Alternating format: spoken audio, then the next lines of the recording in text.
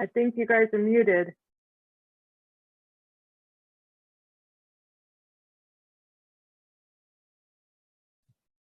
Can't hear anything.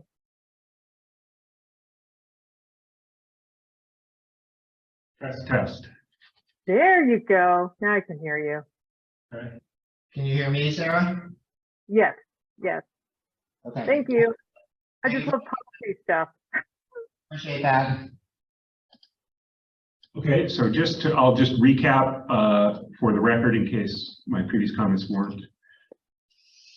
didn't make it into the recording successfully. We've called the meeting to order, and we're reopening our discussion of public comment at library board meetings based on some feedback from our lawyer. So David, go ahead if you would kind of generally characterize his. Yeah, I think in general, JMRL's attorney felt that we had a lot of policy in our draft there, and maybe some of it was more than we needed to have. So he suggested a few places where we would cut some things out.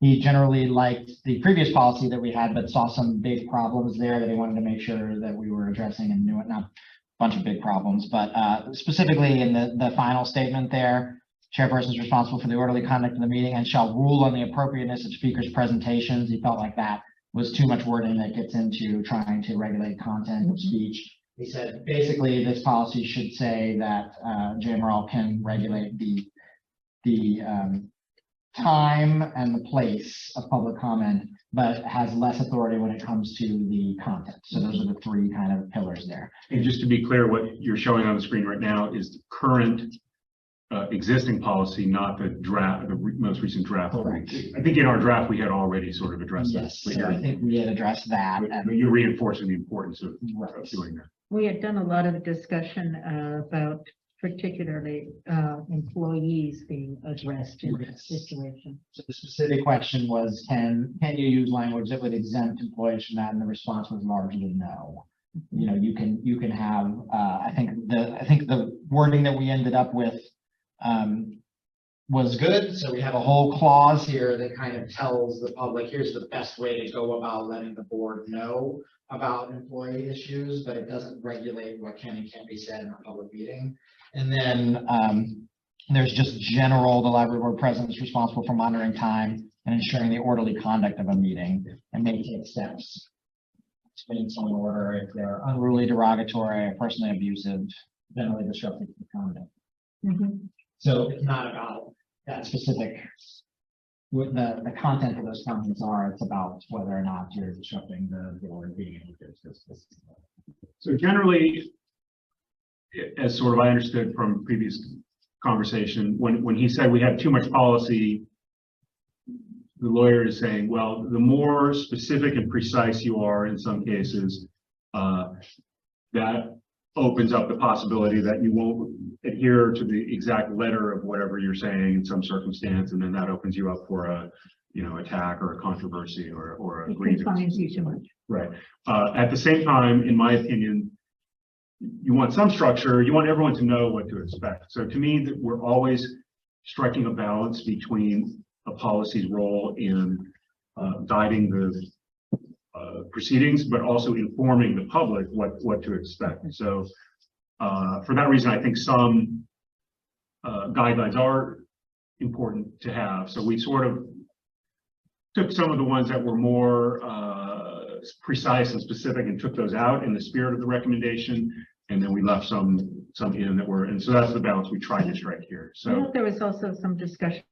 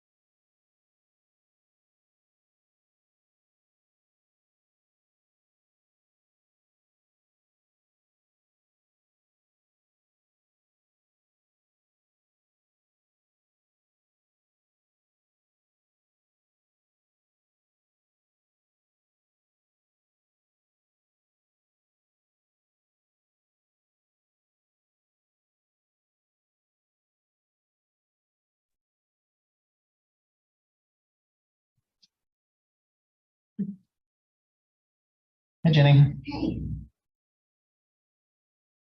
Yes, she said, yep.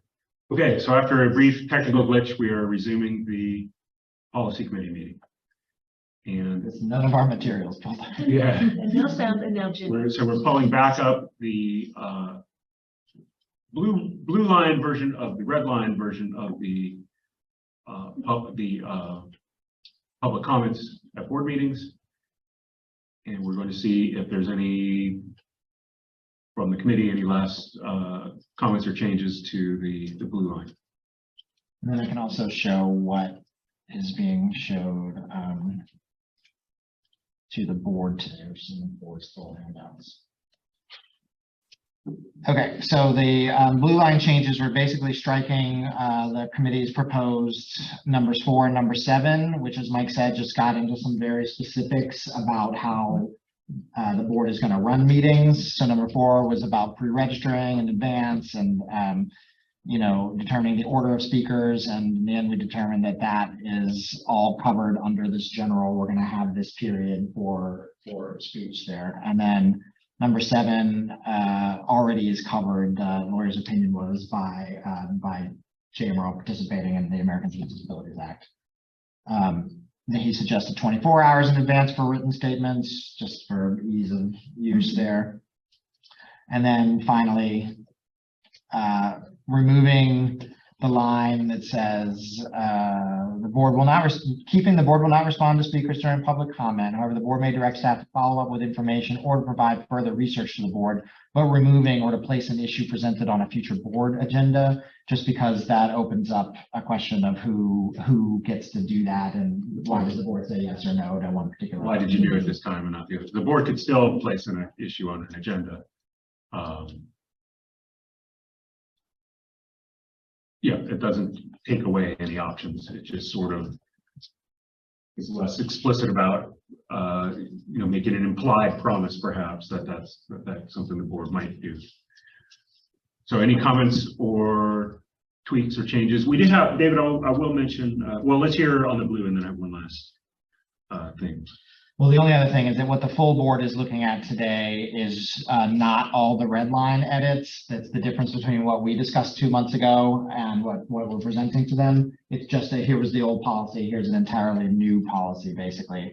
So it's everything that we included except for those blue lines. Yeah, So it's less confusing. Good.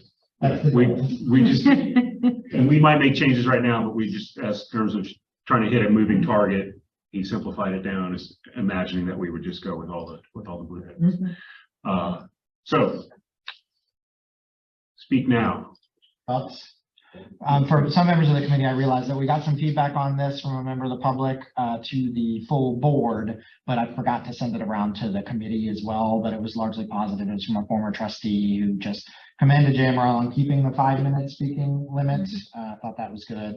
And in general felt that this provided a little better understanding of what to expect when you showed up to make comments. So I did want to bring up one specific suggestion he had in the final paragraph.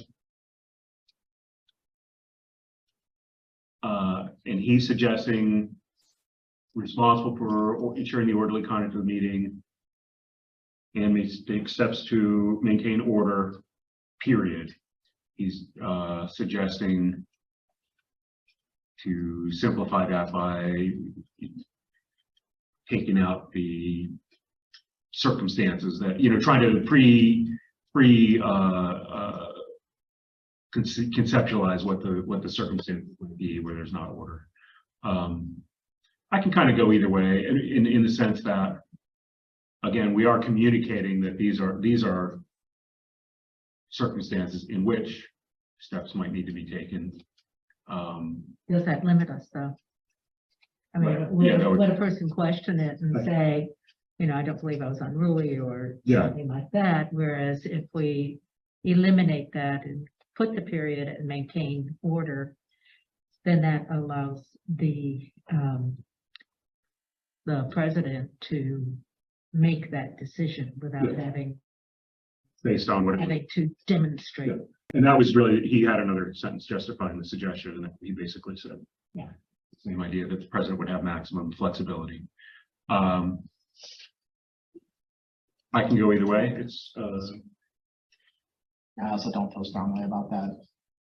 I think this is good because it lays out kind of an expectation yeah, of That what- there will be order and. Yeah, and then also like here are the things that would not be orderly. looking to not happen. Uh-huh. But I don't think having this there would prevent the president from taking any action if there was something that kind of fell a little bit outside of these specifics. All right, well, let's make a call. Keep it or strike it. Strike it, keeps it on one page. I think it is one page though, because of the blue you're having. Once we take out, you're right. Yeah, Sorry. if you look at the You can try. page 7. Appreciate the thought. Yeah. That's policy, right? I don't think it really matters. I think either way, the effective nature of it is the same if you take that out. Martha, do you have, I know you were discussing the pros and cons. Do you have a preference? No, I don't have a preference either way. I think it could go to the board and put that forward at the board and decide. Yeah, it's true. They would decide either way. Okay, so we'll leave it as presented, and that also has the convenience of what they've already seen doesn't have any changes to it in the board handouts I'm talking about. And then, but we'll bring this up and say that we discussed it at the committee level and didn't have a strong. Okay, it sounds like we're able now to recommend the blue line version, which is the same as what's in the board handouts to the full board. Yes. Okay, next agenda item is discussion of policies 2.1 and 2.11, the Public Employees Code of Ethic and Library Employees Code of Ethics. So I watched the videos. We discussed this twice now, but each time we were a little short on time, so wanted to be able to get to it today with more time and hopefully get at least one key decision made. My quick summary of what we got to in the previous meetings was we mostly had talked about the public employees ethics. Those were based on some past version of the Charlottesville Employees Handbook, which has changed probably twice since then, but more recently it's sort of a new and improved, I think it's fair to say, version of it. We've identified essentially the current new and improved Charlottesville handbook covers most of these topics in some way or another. It's not in a summarized bullet point list like this, but what we decided was, the consensus was, we would essentially strike having a separate JMRL Employees Code of Ethics. We would call out the bullet points for convenience of staff in the JMRL Employee Handbook, which is not a policy, pointing back to Charlottesville. And basically we would have one consolidated code of ethics where we just point to the Charlottesville, as far as the public employees portion, we would point to the Charlottesville handbook and the JMRL handbooks summaries of that. And that would be all we would put into policy. We wouldn't put those bullet points up. We would not, we would just say they're in, did we say?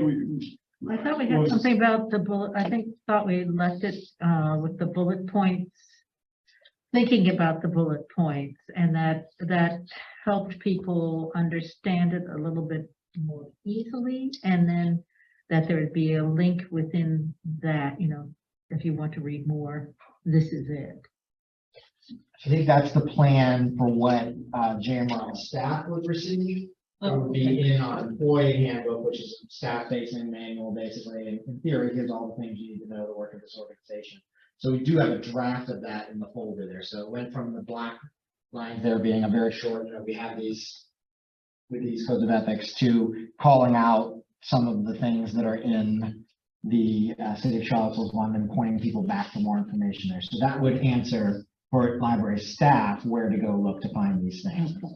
The question is whether or not this organization feels that that's important to have out in the public in some way, or just a line saying we follow the code of ethics. Charles's personnel policies would work. Where did we wind in the policies? See from the library. So that's what we need to, That's a separate. that's one. what I want to kind of focus on today. We didn't really get to that. So I'm just, Okay. We had two. We had 2.1, which was the public employees code of ethics, and then 2.11, which was the library employees code of ethics. So we had two policies that were both codes of ethics. One covering was different. covering different Scope, things, one scope. from the city of Charlottesville, and then the other from the American Library Association. Because I like the American Library one. I felt it It really, is very specific about libraries. that's why. Okay, so, but again, just recapping and opening it up, if there's other thinking, we had, I think where we had, from my review of the videos, we had said public employees, we're just going to consolidate that down to a link and not for the public's purpose, publish the bullet points. It's available to them if they want to follow links to City of Charlottesville, or if they want to request a copy of our employee handbook. They are publicly available documents, but it's not something that we're publishing as part of the policy manual. So we can think about, again, what David is pointing out is really the key question. All of these bullets apply. It's just what level of communication do we have with the public in terms of having more stuff to read, or making a choice about where there's things that the public doesn't need to know as far as day-to-day what to expect.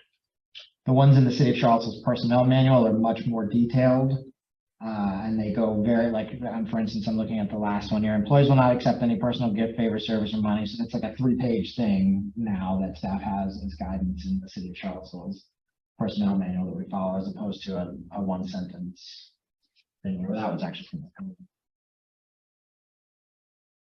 I think the only thing I remember, Mike, was Ginny saying 2 months ago, well, I like these bullets. These cover things that our staff should know. And I feel like if it's in the handbook, then we're covered there. For the public employees code of ethics. Yeah, so would the ALA code of ethics, the current version, be printed out in our employee handbook, or just a link to it, or? Well, that's, I think, our next conversation is what's doing that one. Yeah. So I think I'm okay with, basically, we're not going to have this policy 2.1 anymore, and instead we will update our handbook, and somewhere in whatever we end up with as our code of ethics, we'll have some wording saying that JMRL uses the city of Charlottesville's policies on ethics. And the ALA. Right. Well, Now we're about to get to the ALA. So the options for ALA are, we have a similar link that say we follow the ALA policy as is, and then we're done. And you can follow the link and read what it says. What the current policy does is sort of summarizes, and it's adapted from the ALA code. So the question, and that's the question I'd like to get to today. We don't have to work. I don't think we have time or need to do the wordsmith of what the bullets would be, but I'd like to decide as a committee, do we adapt our version because for reasons that we'll discuss, or do we just adopt the current ALA policy wholesale? And what David had sent in advance is to point out that the ALA policy itself has changed since the last time that JMRL's library employee code of ethics was adapted. So the question is, are we comfortable with every part of the current ALA code? So if people had a chance to read all of it, now's the time to weigh in on whether it's all usable by us.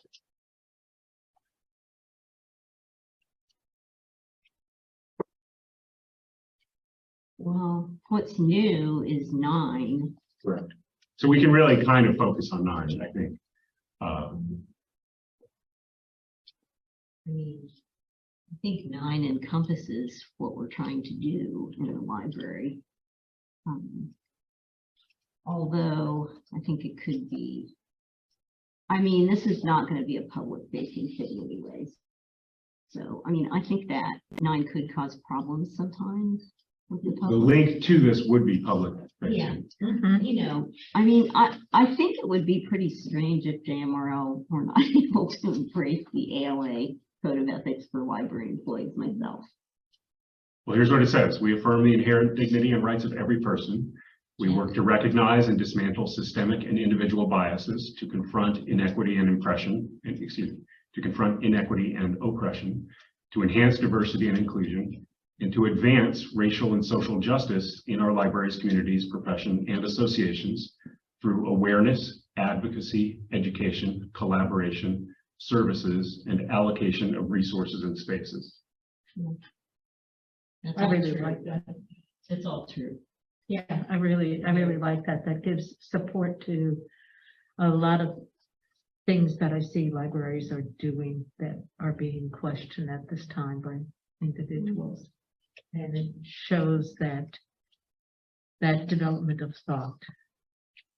And we got one pre-feedback from Camille, who couldn't make it today, but suggested that we, I can't remember the exact word, that we take on the ALA's Code of Ethics. So for me, the sentiments are good, but the devil's in the details. And I've been in the position of part of a library discussion where it's written down in English what it says, and people are trying to interpret what it means.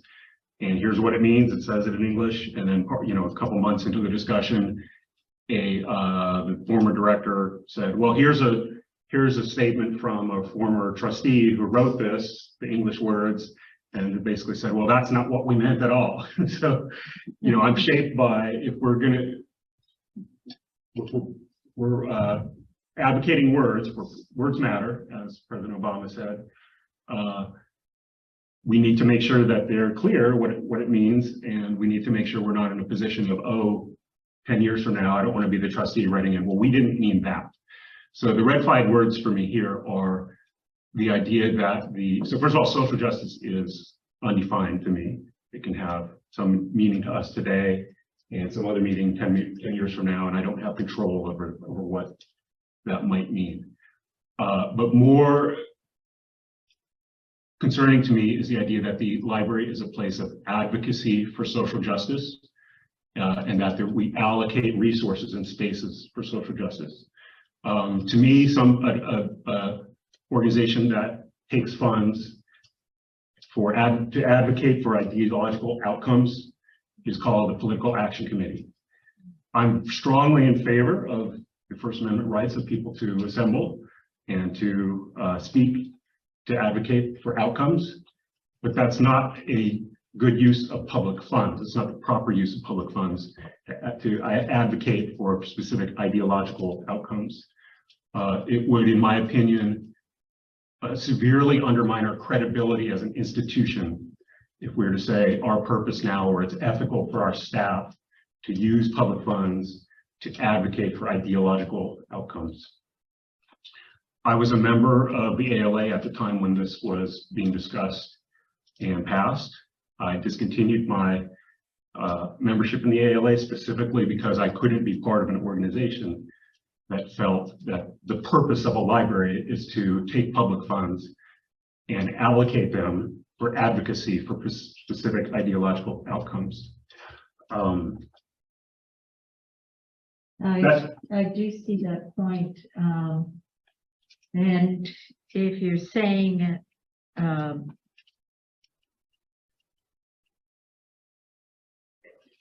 the interpretation of what social justice is could be taken by a opposing point of view and saying this is social justice. Well, it's kind of any cause. So we could say, again, the devil's in the details. So if defunding the police is a social justice cause, this says that we should advocate to defund the police.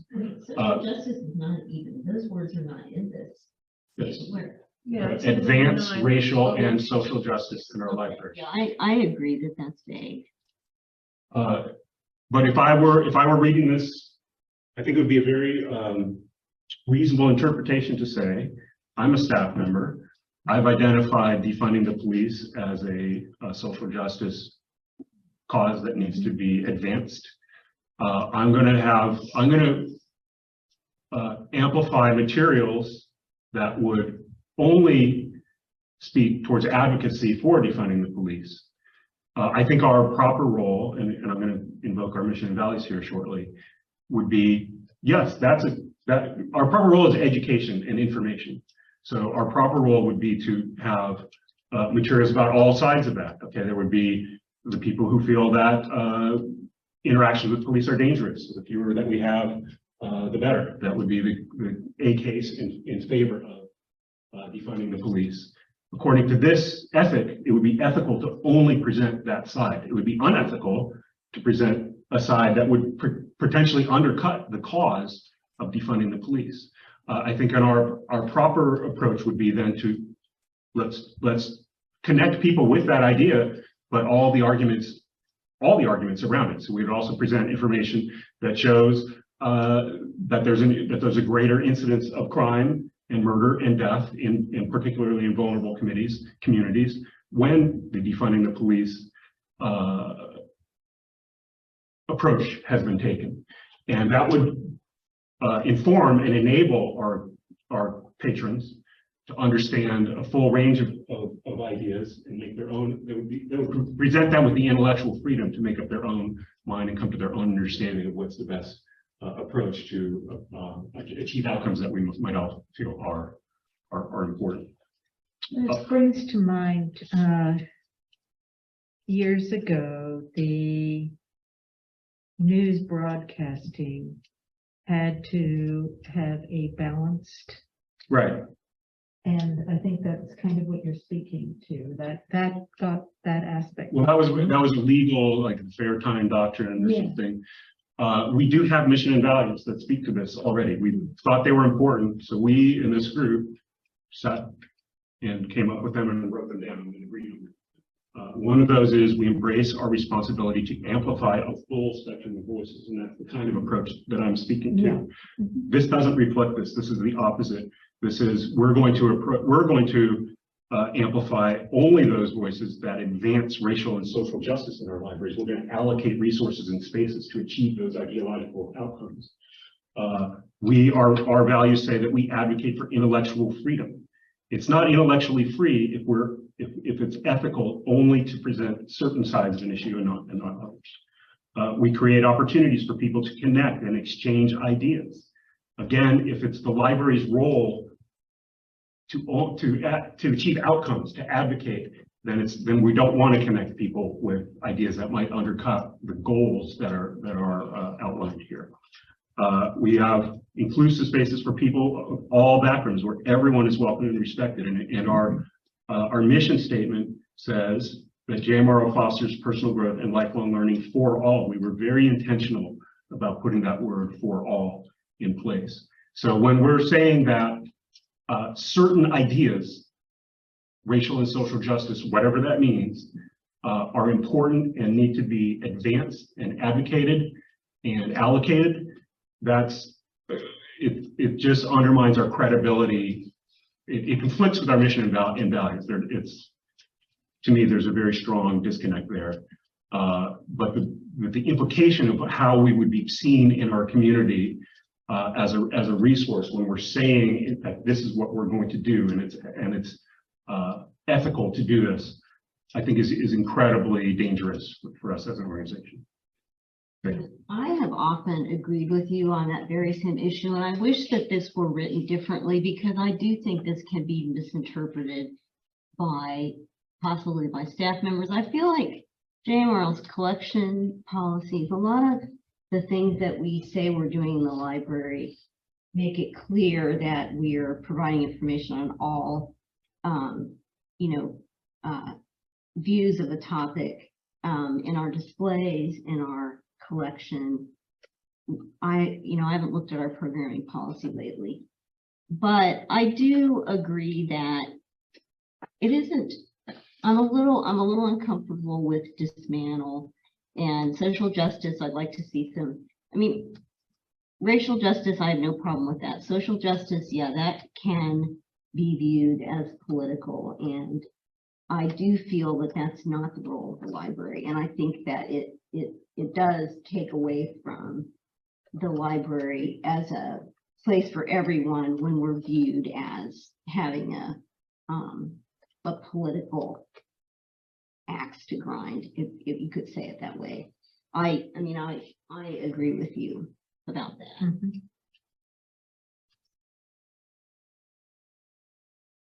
I think it's a tricky one, you know, there's a lot of words here and most of these are much smaller, right, and broader. Yeah, there's plenty I can agree with here, but when I look at the implication of certain specific words, it's really a concern for me. Yeah, and I guess I don't necessarily see that anywhere in here it's saying you can't do other things. But like you said, there's a lot packed Clear into it. preference is being Potentially, yes.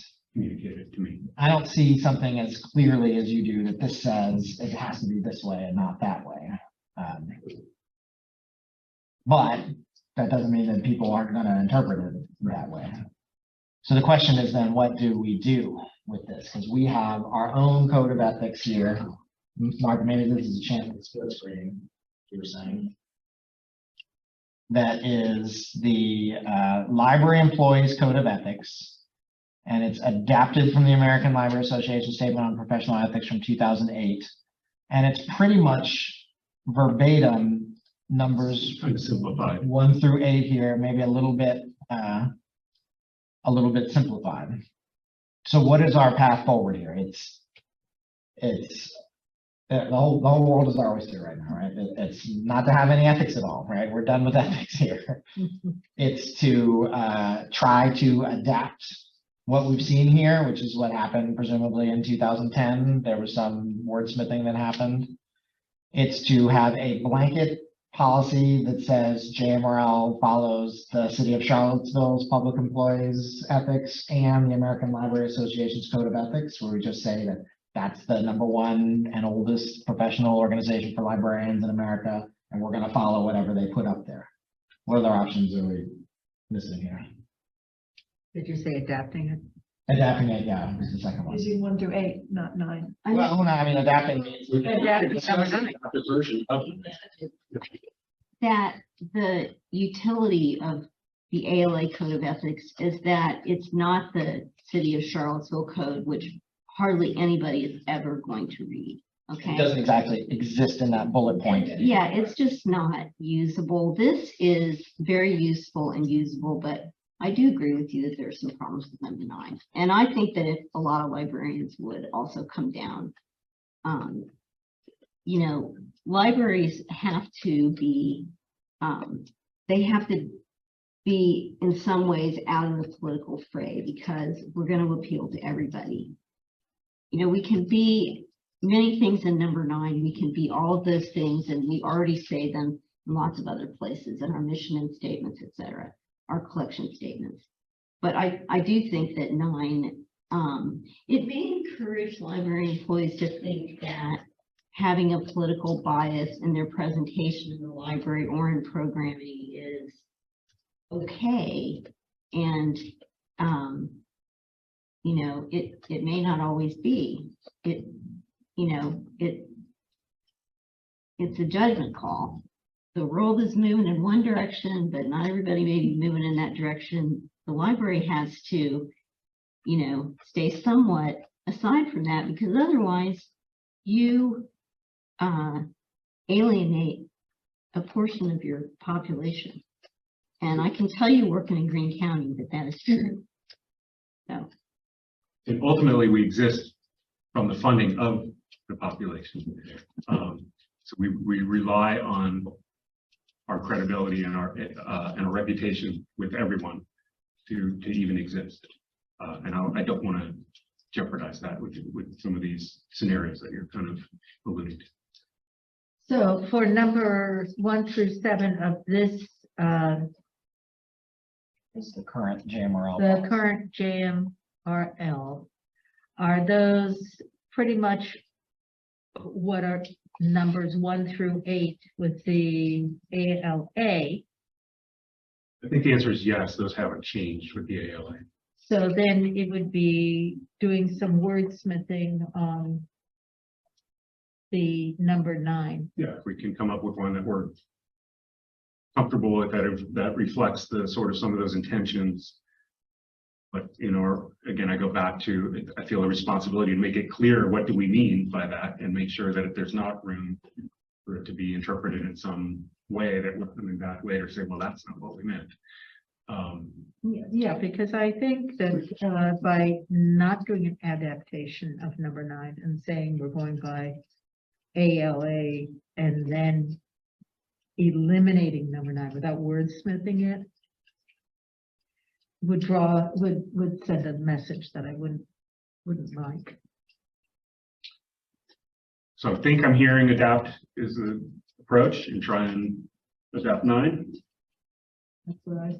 Okay, so to me, it's 2 parts then. Review 1 through 8 and just see if anything's changed, if it can be wordsmithed or articulated better.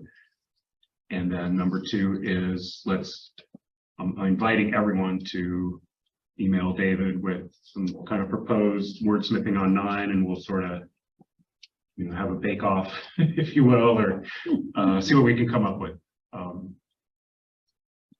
I don't envision doing that in real time right now. I just wanted to get to this point where we have an approach that there may be a consensus on an approach. At some level, this is ultimately a full board decision. Sure. Right. And at some level, I think they're going to need a lot of context to make a decision on this, not having been through these discussions that we talked about a few times. So we'll have to decide when that is and how far this group should go in trying to fundamentally change the ethics of the profession without bringing in our full board. Yeah, I would say some library staff members are going to have strong feelings about it also. And this is just a perspective. David knows this because I told him already, but I was just in New York and Massachusetts, and agree or disagree, but there's signage on the outsides of those buildings that I don't think would be flags, things like that, I comment when I come back that I've seen these things in these areas, and you wouldn't see them. And I think the employees are part of that at those libraries. So our mission and values say that I didn't highlight that part. Speaking about the collection, but we curate a collection of physical and electronic materials that reflects our community, reflecting our community. And there are different communities, and we know that just within JMRL. Come up with that within our own region as well. Absolutely. I think that, so I agree, David, that the board should always have all the information it needs to make informed decisions. Our approach in the past has always been, we come up with a recommendation. However, whatever inputs we take into that. And so that's what I would suggest that we work towards. And then once we have that recommendation, whatever it ends up looking like, I agree that board members. I might be in favor of providing them with several options. So here's our wordsmith. We don't usually do that, but of course, people. This is just off the top of my head thinking. Yeah. But I do think that one solution here is just to accept the professional ethics of, not get into like, here are the specific ethics that we have, but just say like, hey, as an organization, we're going to follow the American Library Association. So and whether or not we need to present that or just make them aware that, what we're talking about here is a break from the premier national professional association. It depends on what our wordsmith version of 9 looks like. Yeah. How different, how radical that break may be. But it's absolutely the case that an option that the board will have, no matter what we do, is to just not adapt the ALA's speech as our own in effect.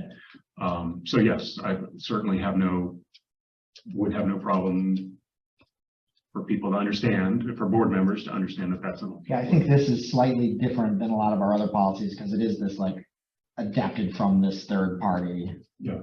source basically. And so, you know, I know we always say like, I don't want to pin this to this other source because then that other source changes over time. Which So we is, kind of do that all the time when it comes to state code, you know, state code changes over time and we, you know, we don't always have the most up-to-date information in there because it might point you a bit of code that's, you know, out of date. okay, so I think we've accomplished what I hope to accomplish for today. And correct me if anyone disagrees, but I think our consensus is we're gonna we're gonna try and draft an adapted version, including an adaptation of number 9 and see what that looks like. And that's our kind of consensus approach at this point. So again, the goal, so usually how we sort of work it is we have an approach, we'll have a draft with some actual words as a starting point to look at the next time we meet. And I'd like everyone's help in specifically with number 9, but also in any of the other points where you think the wording could be improved. But between David and I, what we usually do is come up with these drafts as a starting point, and we're going to take in any suggestions we can get. I'd really like the help. And I guess we could discuss right now. I think that was a good point, Krista, that staff will have, although staff would have the benefit of this discussion. So I think they should probably be pointed to the video. But do you want to do do you want to gather that feedback in some way? To include possible wordsmith versions, as far as I'm concerned, any version that is worth looking at. Potentially, I do very successfully during the missions and values rewrite. Right. We did have basically a pizza party, Yeah. you know, where we gathered a bunch of staff and trustees together to work on things. So that might be useful down the road. Okay, we can talk about it. Well, I also think that, as you said, David, this is, you know, kind of a big thing to depart from this statement of ethics of our, you know, guiding organization, really. So that itself should be, I think, presented to the full board. Here's what's happening and here's why. So we're thinking about wordsmithing 9, and we may work on wordsmithing 9 and get input from staff, but we also should present this to the board of the discussion. Just, is this the route we want to take at all? Because it is a big question. It is kind of different. Again, to me, our usual procedure is we have committees so that the nitty-gritty can kind of be hashed out back and forth. And we end up with a recommendation to the board every time. This is what we came up with, and now you all discuss, and it's in your hand. As David has pointed out, they're going to need the context, and I think that's kind of what you're speaking to. Yeah. But I would want to come to them with something before, saying, hey, can you become a super committee now, because this is what we're doing. Sure. Yeah, but if you're gonna put it to all staff to help with how might we say this better, say differently, then not to have the board in on that is kind of. I agree with that. So I think we would do some work before we got to the staff input stage, because I don't want the staff to give a bunch of input on something that then the board says like, oh, we're gonna go this way. And but I'll point out, even if we did the board that's what we do all the time anyways. We say, hey, in the committee, we get the feedback from the staff. This is what they came up with. Here were the points. I understand that it's a more fundamental, even the mission and values. I don't think we had a big pre-discussion with the board. We said, here's what we're working on, and here's the kind of approaches that we're landing on.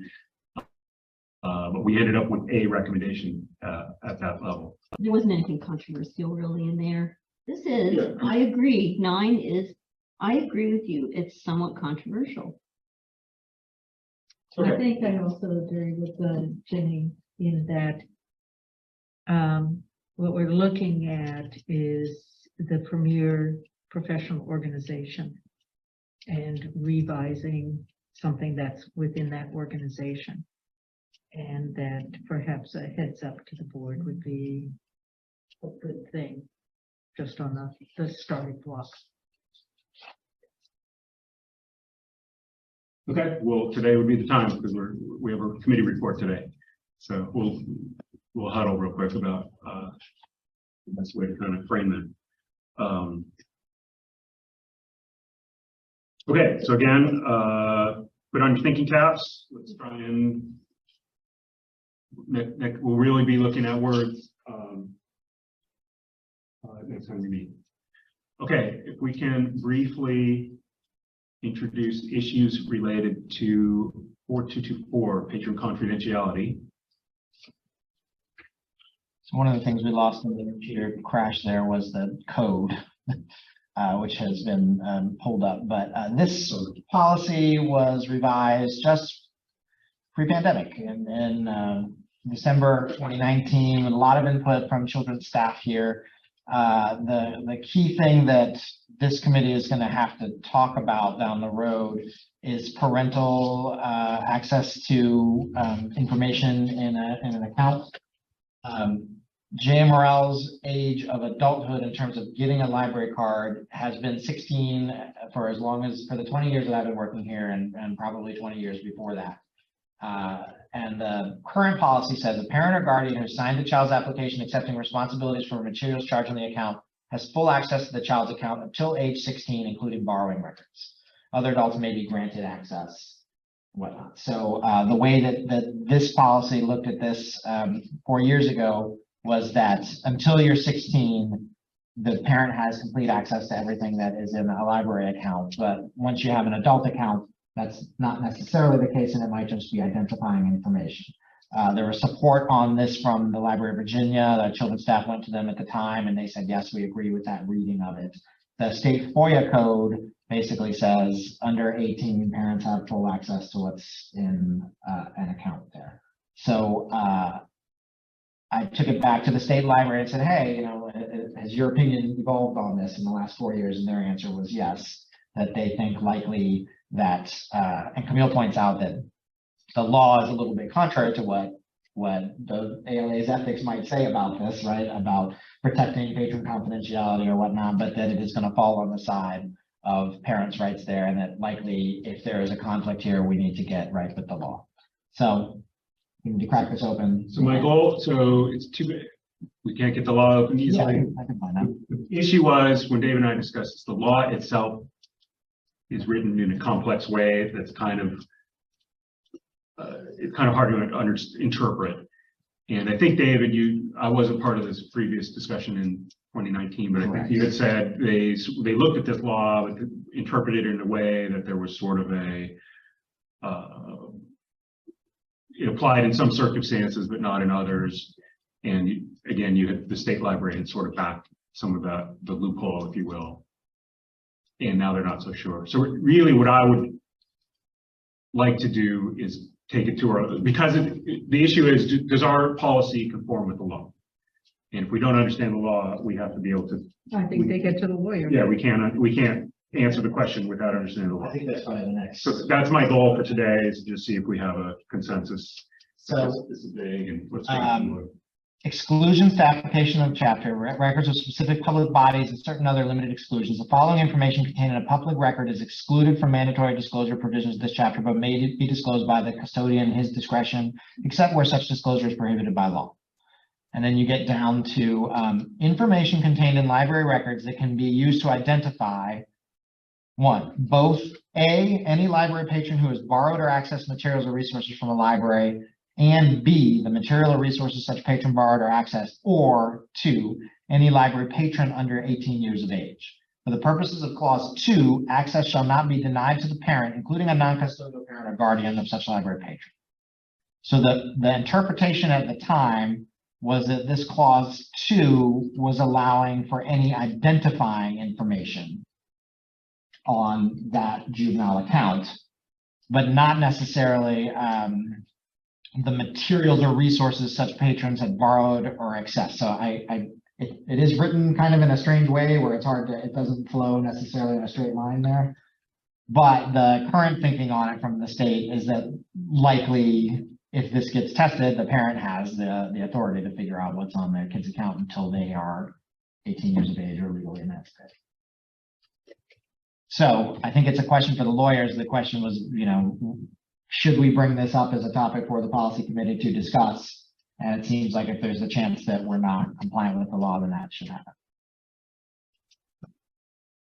Yeah, to me, if there's a chance that if we're maybe out of step with the law and are open to challenges about that, that's something that needs to be fixed. And as Martha said, if I can't understand what this means because of the too many ones and A's and B's and twos, then I'm going to have an expert tell me what it means.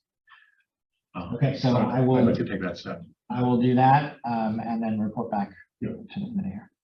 And at that point, we'll be able to, Decide whether or not it's 18 or 16. yeah, or decide whether a change is needed or what the change would be. Yeah. Okay. Any other items for today? All right. Thanks everyone for your thoughtful discussion, and we will meet in 2 months.